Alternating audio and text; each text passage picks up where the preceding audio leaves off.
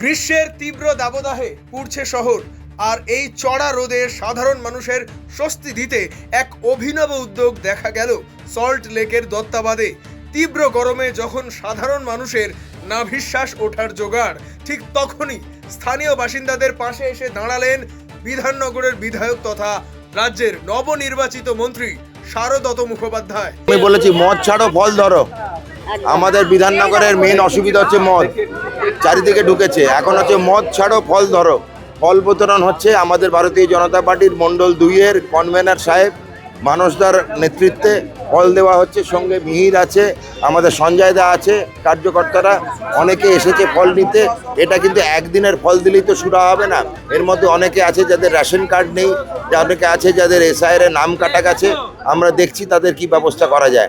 অনেক বয়স্ক মহিলা আছে যারা একলা থাকছে, তাদের জন্য ব্যবস্থা করার আমরা যা যা কার্যক্রম আছে সেগুলো চালু করছি। সর্বত আমি কি বলেছি ভোটের আগে, আমাদের মেন কাজ প্রান্তিক বিধাননগর, বাকি লবণ হ্রদ এদের পয়সার গাছপাতন নেই। প্রান্তিক বিধাননগর কিন্তু অভাবগ্রস্ত।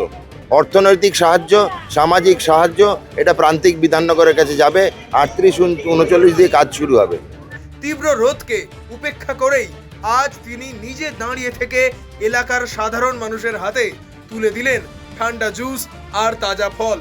মন্ত্রীর এই মানবিক রূপে স্বাভাবিকভাবেই খুশি এলাকার মানুষ। ফল ও জুস হাতে পেয়ে এই কাঠফাটা গরমে কিছুটা হলেও স্বস্তির নিঃশ্বাস ফেলছেন তারা। এই উদ্যোগ প্রসঙ্গে মন্ত্রী শারদত মুখোপাধ্যায় জানান, মানুষের এই কষ্ট তিনি অনুভব করতে পারছেন এবং আগামী দিনেও সাধারণ মানুষের সুবিধার্থে ও তাদের পাশে থাকতে এমন একাধিক জনকল্যাণমূলক পদক্ষেপ নেওয়া হবে। ব্যুরো রিপোর্ট, আরোহী নিউজ বাংলা।